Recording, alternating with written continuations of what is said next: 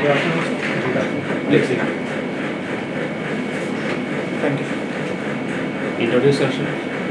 Sir, my name is You can Samir. remove your mask. Thank you, sir.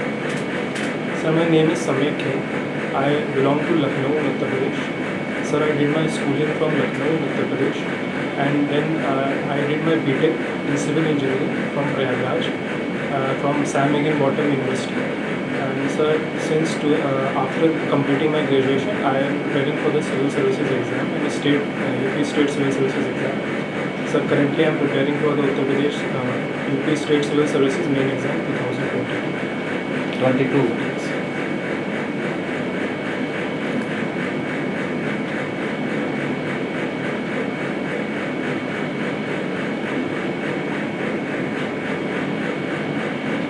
Which body represents India in the IMF?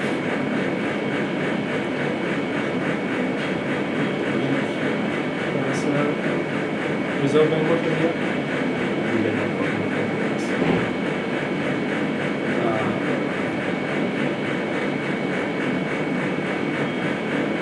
When was RBI founded? Established. Sir, RBI was formed in 1935 by the RBI Act 1935. Three main functions of RBI. So the three main functions are, sir, it looks after the monetary policy of the economy of India, and it keeps a check on the inflation, and sir, it also saves the government from the fiscal deficit. How many districts in UP? So there are 75 districts in Uttar Pradesh. Which district last established? So I'm not sure of it, but it's Sant Kabir Nagar. So I'm not sure. G7. What is G7? Sir, G7 is mainly a group of 7 countries, 7 highly industrialized countries, and it is a political and economic group of the world, and it represents the major industrial and powerful nations of the world. And How many members? so 7 members. Then Sir, Canada, USA, Great Britain, Italy, Germany, France, and Japan.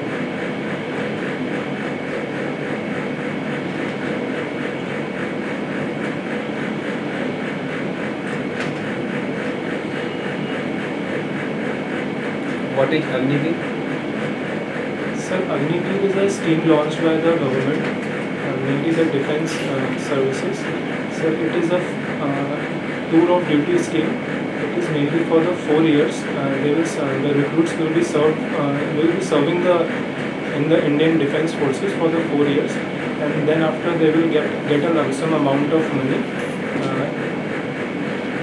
which will help in the social security of the Agniveers, and for the future employment as well as become entrepreneurs. 3 demerits of what do you call it? So, 3 demerits are, sir, at the apex of the youth, they would be out of their jobs. So this is the first one. So second is that Agniveers will. So I'm sorry, I'm not able to.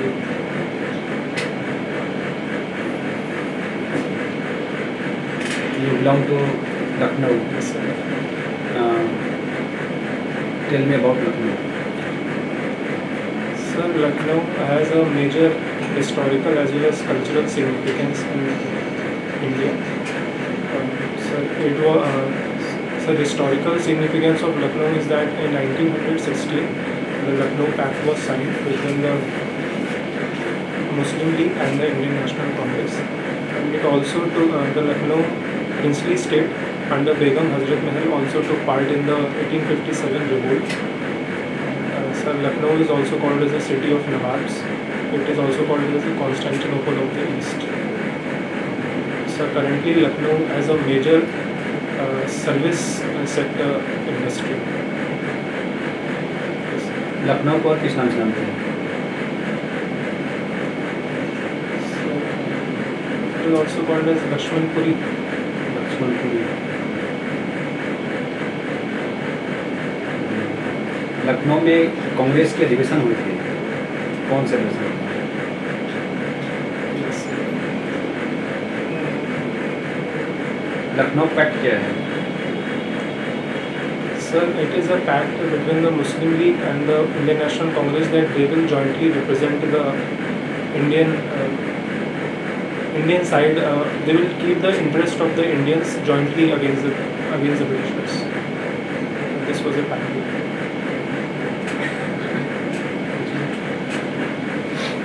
What was the immediate causes of 1857? Because already you had mentioned about Begum Hadila's mortality Yes, sir. and she took part in 1857. What was the immediate causes of 1857 revolt? Sir, immediate causes were the use of the Enfield rifle by the Indian forces, and it had a fat of the pig, and so this was not religious. It was not. So it was a major blow to the religious significance of the sepoys of the India. Secondly, sir, there were also many. Sir, like the Sambalpur, Udaipur, and these all princely states were amalgamated in the British India at a very swiftly. So, sir, this also had a negative impact of the British ruling. So, it can be also immediate cause. Do you know RTI? Yes. What is RTI? Sir, RTI is Right to Information Act is abbreviated as RTI. It was passed in 2005. So it is an act through which we can know about the government functions, and we can file a simple RTI or a simple application to find out the nuances of the government, and which helps the Indian citizens.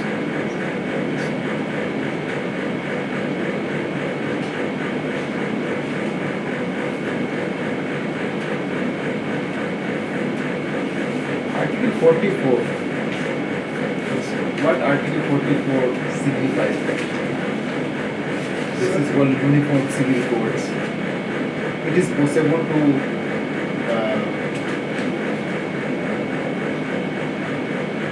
launch in Indian territory. Sir, Article 44 was kept by the constitution makers in the directive principles of the state policy. Sir, by this keeping it in directive principles, sir, it was aspired that a day will come when the Article 44 would be made a part and parcel of the important legislature. So now at times now Article 44 signifies that all the civil laws which are present in the country, like marriage laws, adoption laws, these kind of laws will be same for every religion and every community. So sir, this is possible in the few we have to make more confident, take into confidence to the from the minorities and other sections of the society. Then it will be possible. You are telling that Article 44 comes under directive principles of state policy. And what is the main difference between the directive principles of state policy and fundamental rights? Sir, the fundamental rights are mainly came for the individual and political democracy. It signifies the political democracy which is given to the Indian citizens. And directive principles are mainly the directions to the state that the state should work for the implementation of these directives for the betterment of the society. It means we can say that Sir, it is mainly for the socio-economic democracy. it means we can say that fundamental rights is justiciable and DPSP is not justiciable. We can say. Yes, you can say. What is good governance and what are the pillars of good governance? Sir, good governance is the governance which is efficient, effective, and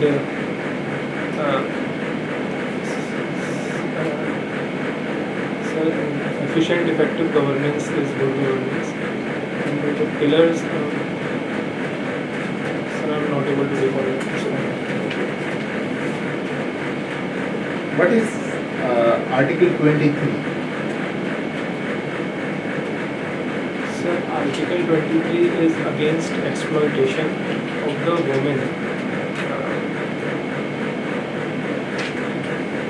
There are certain provisions. Yes, sir, I'm not able to recall that. And Article 24?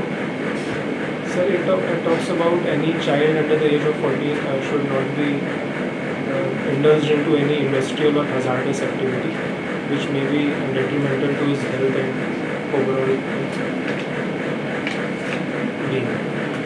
Can you define media? Some media, How media is functioning? sir, media is a instrument through which the general knowledge about the world, general events about the world are being made aware to the general public through the so there are certain things such as print media, mass media, social media. Through them, so the information is propagated to the society. Generally, we are saying that media is a fourth pillar of democracy. Yes. Why we are saying media is a fourth pillar of democracy? And how media is part of democracy? So generally we say it because all the three function of all the three pillars of the democracy, like the executive, legislature, and judiciary, will work more efficiently when the media is showing correct and authenticated information about what's happening in the government. So it will also ensure accountability to all the three pillars. So that is why we say that the media is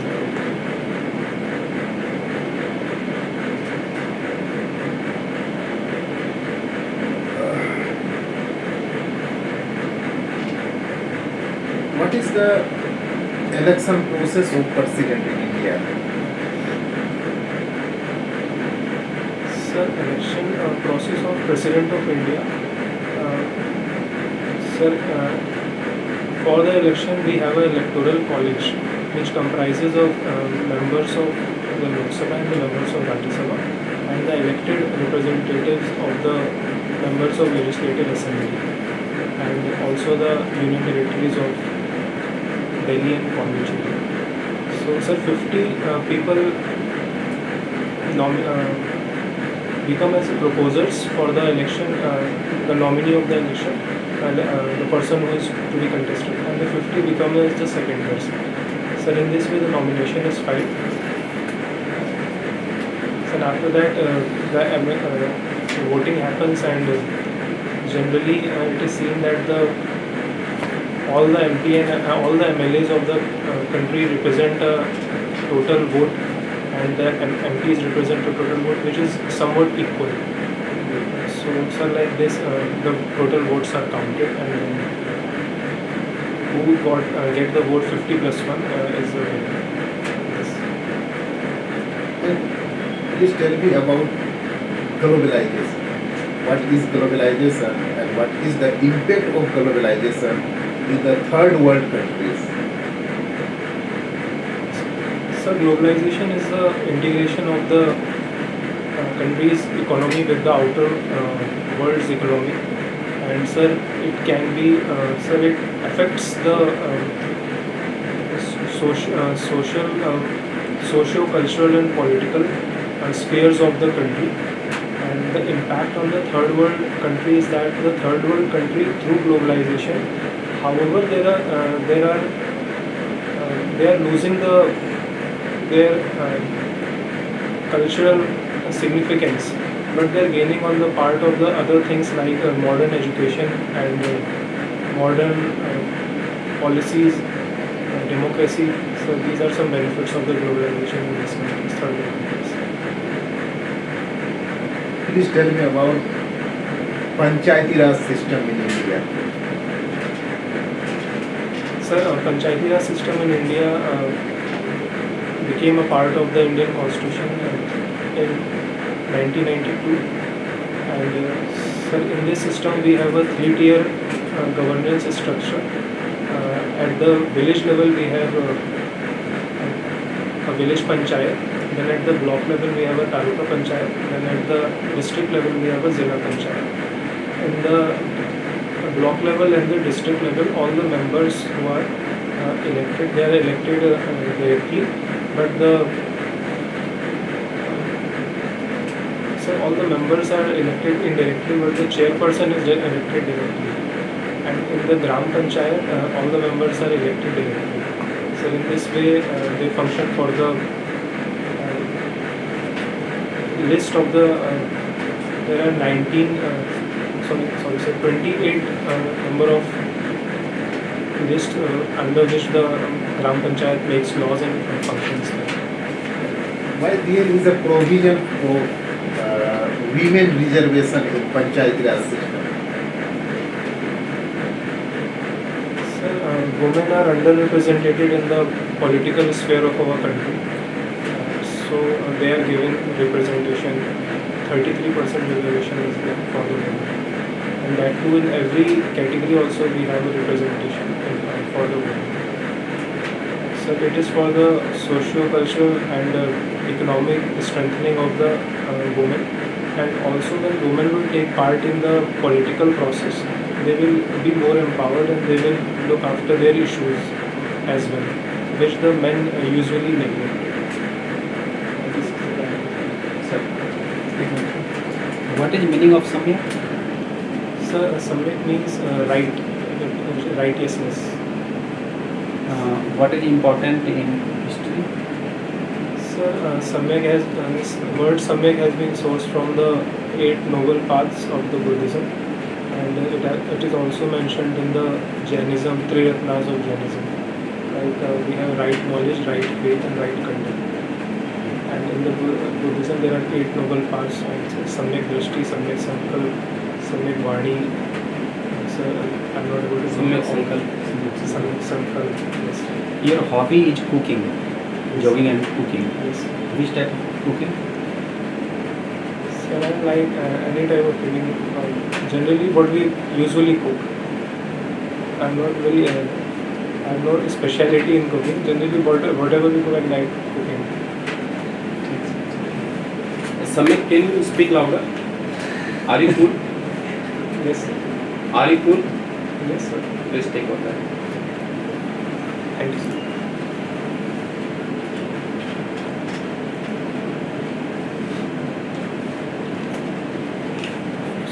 Shall we start? Yes, sir. Please be louder. Okay, sir. Hey, Samyak, what are your weaknesses? Sir, my weaknesses are that I am a little bit emotional at times. Sir, at times I make decisions based on emotions. Sir, it gives a negative impact on me. So, but I am working on this. Sir. So you have left your civil engineering and you want to join enforcement officer. It is an emotional decision or rational decision? Sir, it is a rational decision. So you said that you are emotional, but there is no emotionality in this decision. There is a rationality. Yes, sir. At times I. Okay, what are the rationale behind this? Tell me 5 rationalities. Sir, rationale behind these are that I wanted to join the civil services, but I'm not able to clear the exam. So EPFO provides me a very good opportunity to be into the services. Second, sir, it has a very good pay structure, and so thirdly, sir, this EPFO organization works for the betterment of the society in the form of social security. which gives me personal a very good job satisfaction. I wanted to join the civil services for this motive only. And so fourthly is that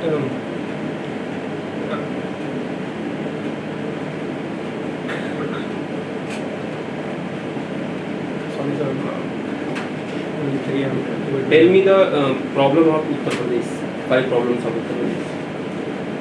Sir, 5 problems of Uttar Pradesh are first, sir, unemployment is very 37%. It is a national problem. Yes, sir. So second is pollution. It is also national problem. Tell me specific problem of Uttar Pradesh. Specific problem of Uttar Pradesh.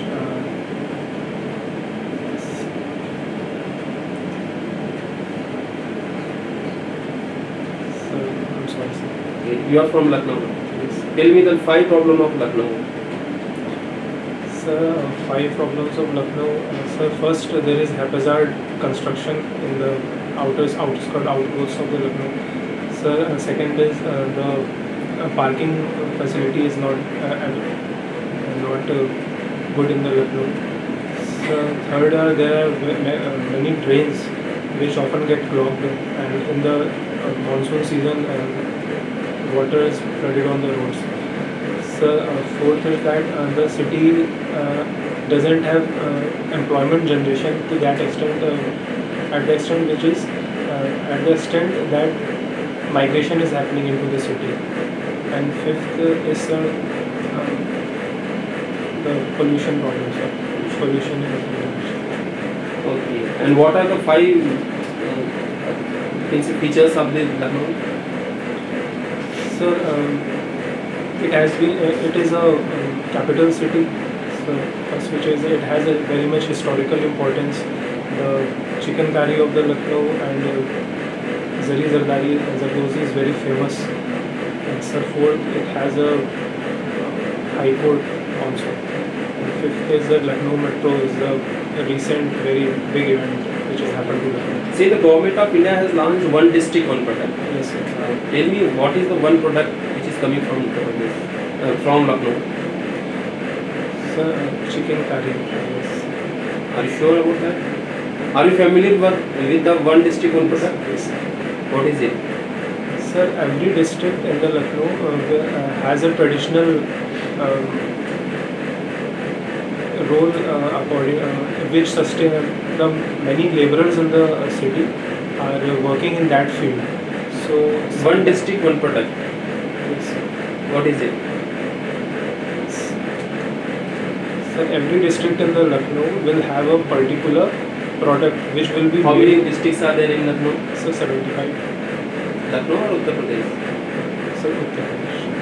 So I am talking about the Lucknow. Yes, sir.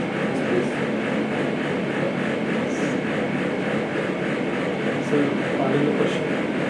Question is there is a scheme that is one district, one product. First define it. Later, which one product is coming under the one district, one product from Lucknow?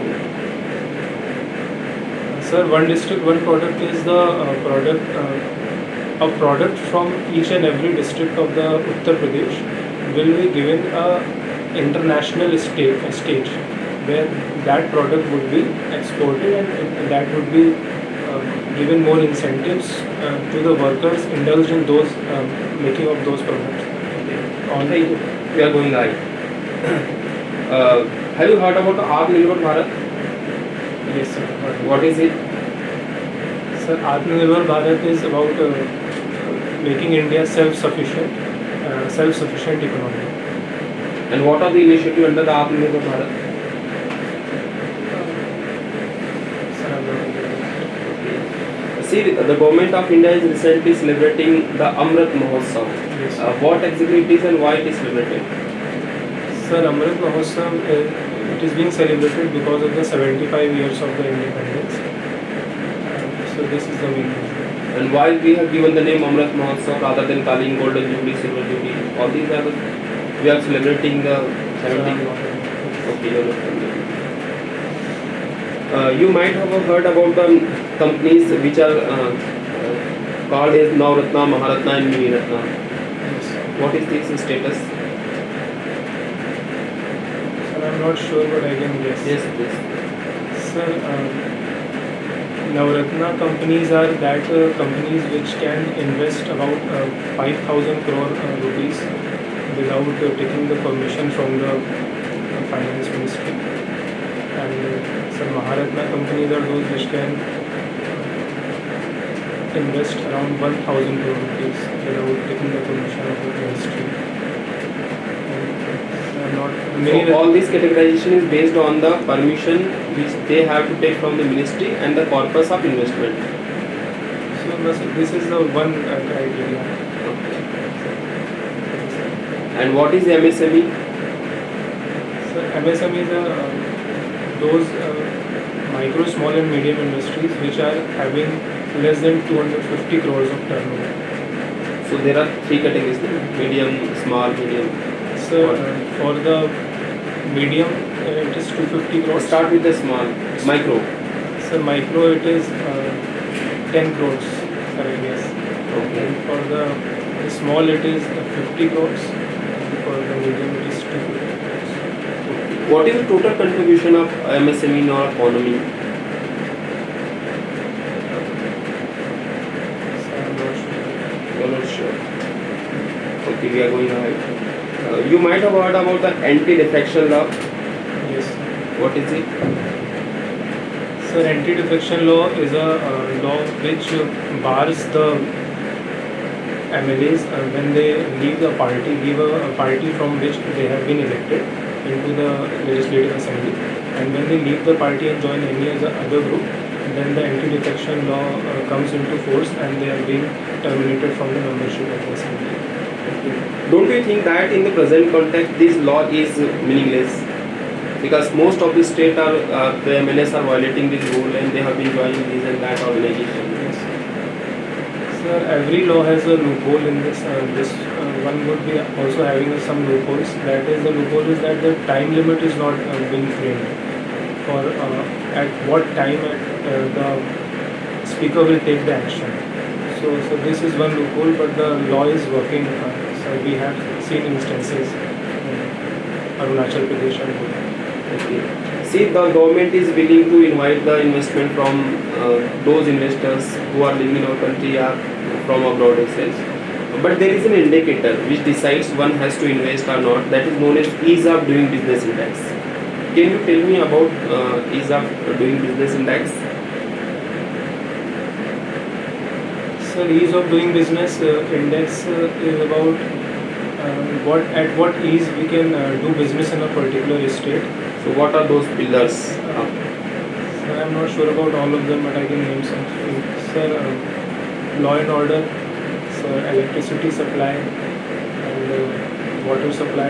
These are some of them. Infrastructure is also one of the pillars. Infrastructure. See, I didn't understand why you have been joining EPFO as you are a civil engineer. I think India needs more civil engineer than the EPFO officer, because we are making an infrastructure building, and Uttar Pradesh is also among them. So I think that India has a sufficient amount of civil engineers. What we don't have, we have funds.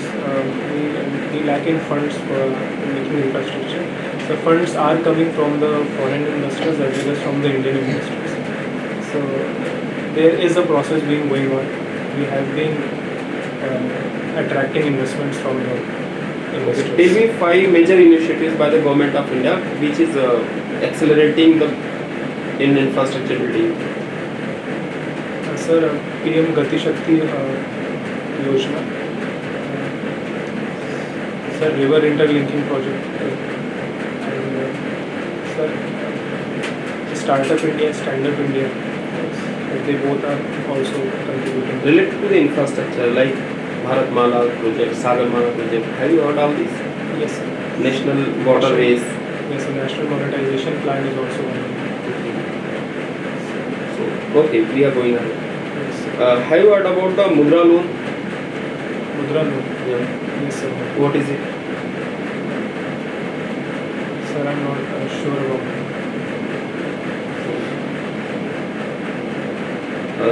Recently, the Prime Minister of India has visited or joined G7 Yes, sir. meetings. Who are the members of G7? So members of the G7 are Canada, and USA, Great Britain, France, Germany, Italy, and Japan. Okay. Then why we are joined? We are not the member, I think, of the G7.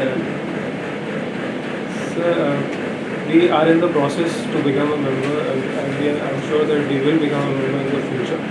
But G7, when it was formed, it was a group of very highly industrialized and so politically very dominant countries of the world. So at that time, at that point of time, India was not that much a big economy. So that is why we were not. Samik, please tell me certain schemes of the Uttar Pradesh government which are related to social security. Sir, there is a scheme Nari Shakti Yojana. Sir, I'm not able to recall. See, there is the corruption is at the rampant in EPFO. Suppose you are appointed as an enforcement officer, what kind of initiative will you take? Sir, I'm not aware about the corruption in EPFO, but I would say initiatives like I will be more vigilant to the whatever the officers are under me, and I would be regularly checking the files and all those things which I am responsible for, and I will do my duty with very dedication. Okay. See, the government of India has come with certain kind of labor laws. Are you familiar with those labor laws? Yes, sir. Okay. Please tell me about those laws. Sir, the current codes which have come in. Sir, there are 4 codes which have come in. So the first is Industrial Code of 2019, a Social Security Code of 2020, and the Occupational and Safety Hazard Code 2020, and the Industrial Relations Code 2019. When all these will be implemented? Sir, I think I'm not sure, but 1st of July. Sir. Are you sure? Not sure. Thank you. Thank you. We will call you. Thank you, sir. Thank you, sir.